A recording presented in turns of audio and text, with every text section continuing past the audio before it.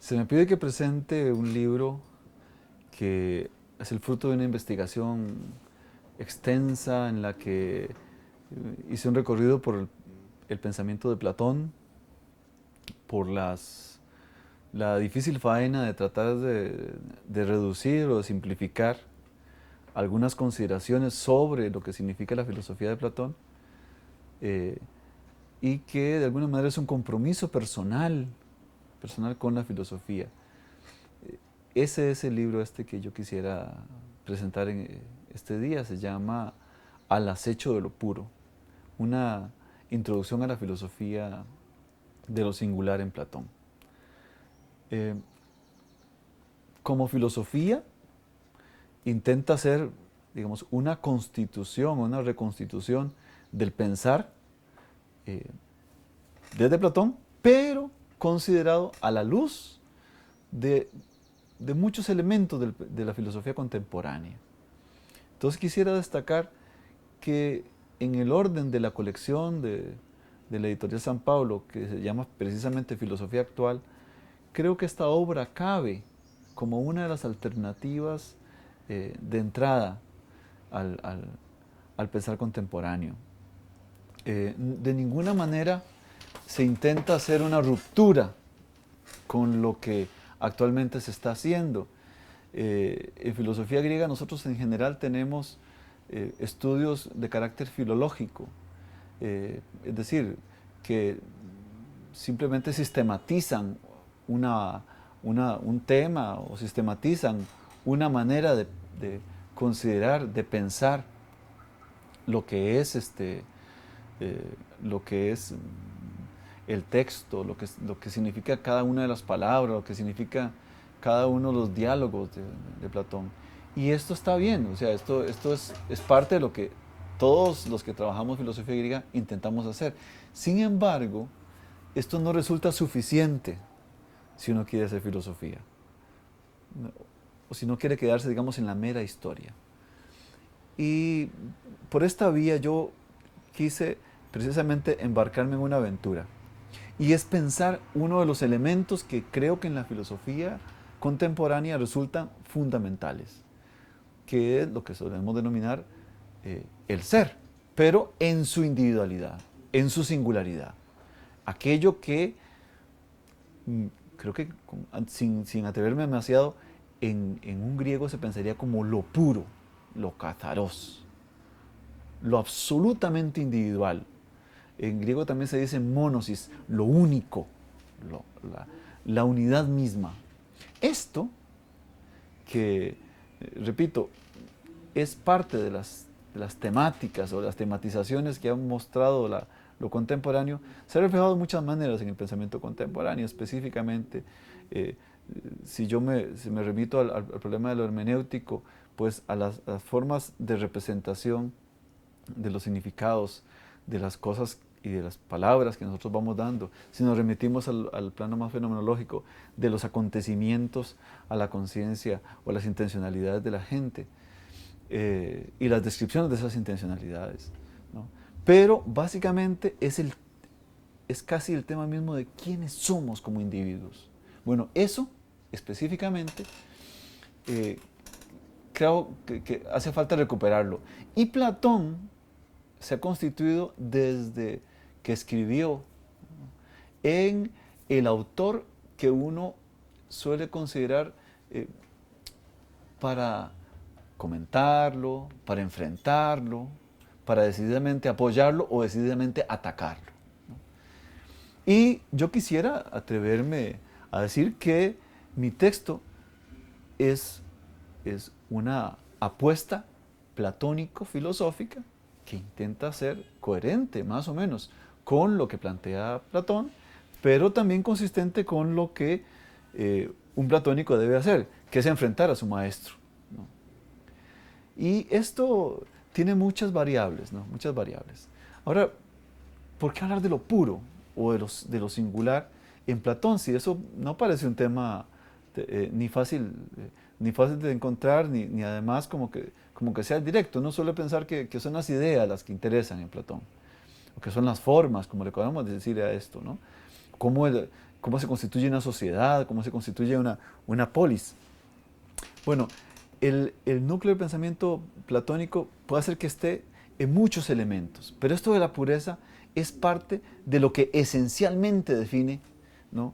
Esencialmente define sus elementos determinantes, específicamente sus ideas, específicamente su concepto de ser humano, su concepto de los dioses, su concepto del mundo. Es decir, él va a presentar, ¿no?, una filosofía en la que cada uno de estos elementos muestra de alguna manera u otra lo puro. En el libro, precisamente, hay varios capítulos dedicados a algunos de estos elementos. Específicamente, por ejemplo, hay uno dedicado a quién es un individuo, qué es una persona, cómo se identifica un alma, ¿no? ¿A qué corresponde? Otra parte del texto intenta más bien distinguir qué es una idea, ¿no? ¿Qué es un individuo, pero como cosa cualquiera, ¿no? O va incluso a qué es un concepto, ¿no?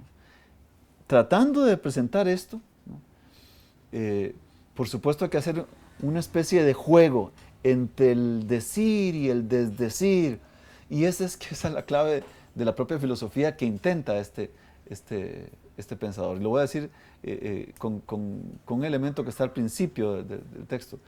Dice, yo quisiera apostar por una filosofía que juega al tratar lo prohibido, ¿no? Porque intenta discutir lo que no podríamos ni deberíamos preguntarnos. Cuando hablamos de lo puro, a veces uno piensa solo en las cosas divinas, pero incluso hay que llegar hasta los individuos en sí mismos, como si yo no contase nada más que la historia de alguien, sino quisiese saber quién es exactamente, ¿no? Y eso no, la individualidad se respeta a toda costa, decimos nosotros, ¿no? Es decir, eso es casi como del fuero personal. Igual habría que decir del fuero de lo divino, ¿no? ¿Quién es Dios exactamente? ¿Qué es el mundo exactamente? Pues eso es un atrevimiento.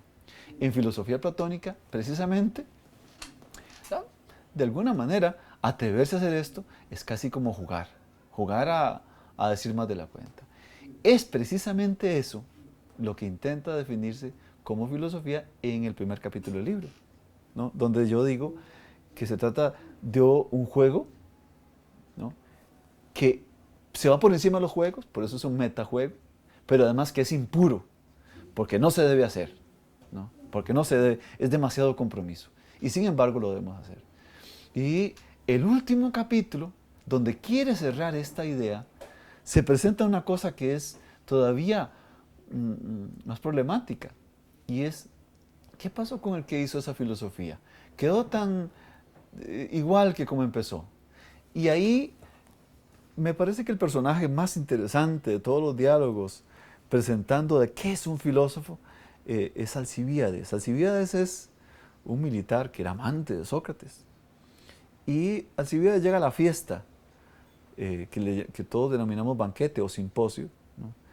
Y después de que ha hablado maravillas, el filósofo, que ha hablado incluso algunos otros grandes intelectuales atenienses, se encuentra uno con que este llega muy borracho, ¿no?, y llega literalmente a decir quién era Sócrates, cómo Sócrates le había faltado al respeto a su persona, se había sobrepasado, ¿no?, al punto de que se había burlado de él. Y cuenta que es un filósofo de verdad. Y diciéndolo, le teme, ¿no?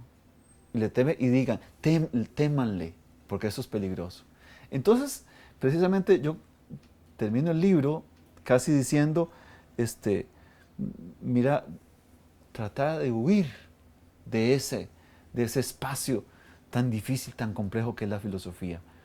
Por eso hay que tener mucho cuidado con meterse en este campo, con jugar a acechar lo puro. Cuidado con cazar esto, porque de pronto se nos va de las manos, ¿no? Y es eso precisamente lo que yo creo que puede definir la misma filosofía. Un acceso realmente a lo más complejo ¿no? Desde lo menos complejo, desde lo más sencillo y por lo tanto lo que menos le corresponde. Y de esa manera, entonces la filosofía platónica creo que se hace viva hoy.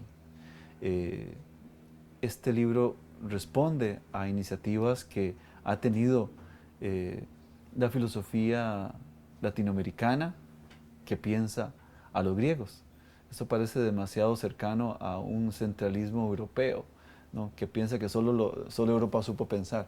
Nosotros estamos pensándolo ahora y lo pensamos a los europeos todavía, pero para constituirnos a nosotros mismos. Y esa libertad no la podemos perder. Yo quisiera proponer este texto precisamente como una ruptura de ese goce que se decía de una manera y que yo creo que nosotros podemos decir de una manera muy especial. Los latinoamericanos que pensamos filosofía griega, creo que tenemos derecho para poder de pensar y pensarlo distinto y a veces quizás con mayor atrevimiento.